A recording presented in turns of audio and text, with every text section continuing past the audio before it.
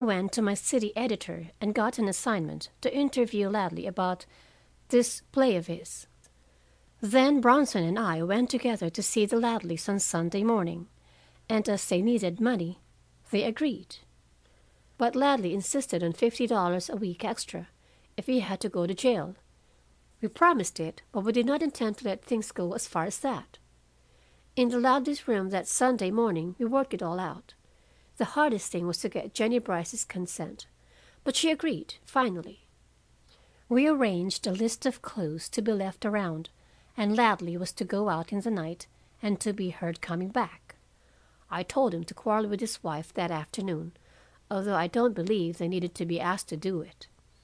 And I suggested also the shoe or slipper to be found floating around. "Just a moment," said Mr. Holcombe, busy with his notebook.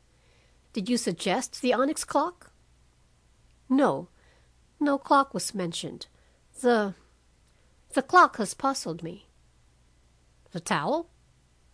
"Yes, I said no murder was complete without blood, but he kicked on that. Said he didn't mind the rest, but he'd be hanged if he was going to slash himself.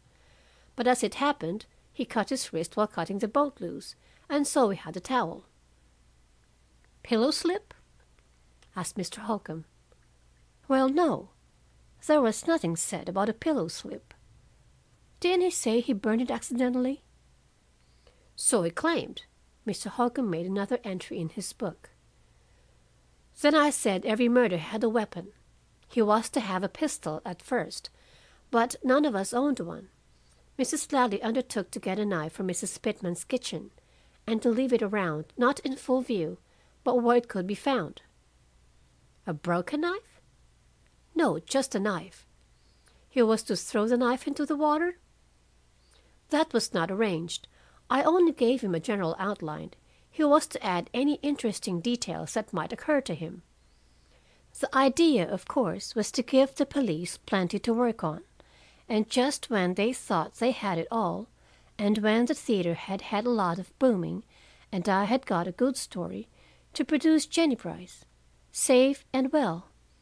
We were not to appear in it at all. It would have worked perfectly, but we forgot to count on one thing. Jennie Brice hated her husband."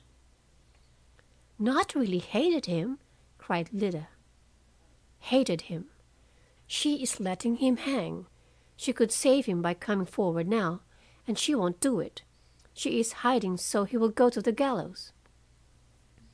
There was a pause at that. It seemed too incredible, too inhuman.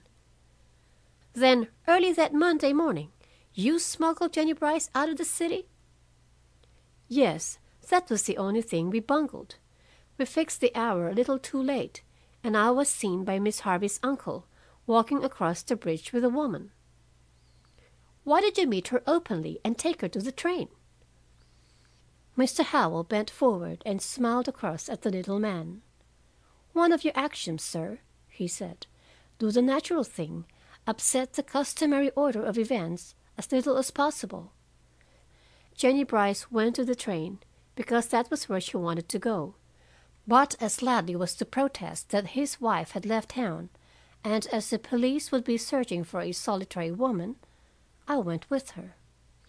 We went in a leisurely manner. I bought her a magazine and a morning paper, asked the conductor to fix her window, and in general acted the devoted husband seeing his wife off on a trip.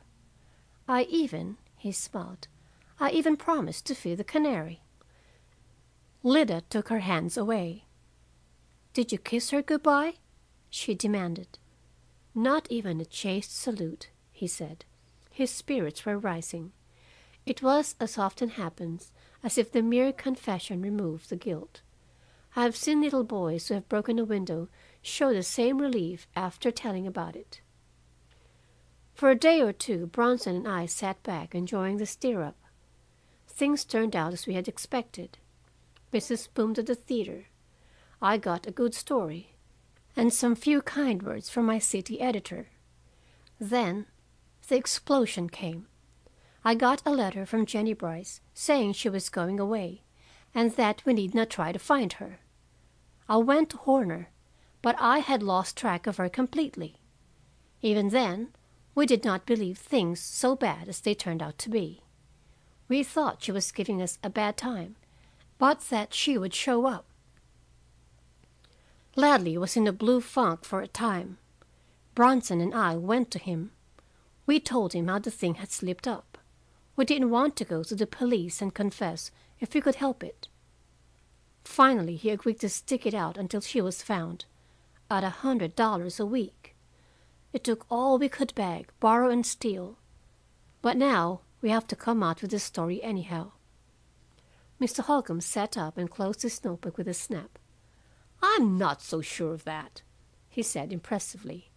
"I wonder if you realize, young man, that having provided a perfect defense for this man Ladley, you provided him with every possible inducement to make away with his wife. Secure in your coming forward at the last minute and confessing the hoax to save him, was there anything he might not have dared with impunity?" "But I tell you I took Jennie Brice out of town on Monday morning." "Did you?" asked Mr. Holcombe sternly.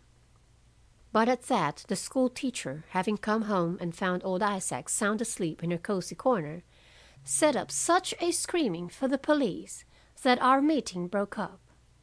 Nor would Mr. Holcombe explain any further.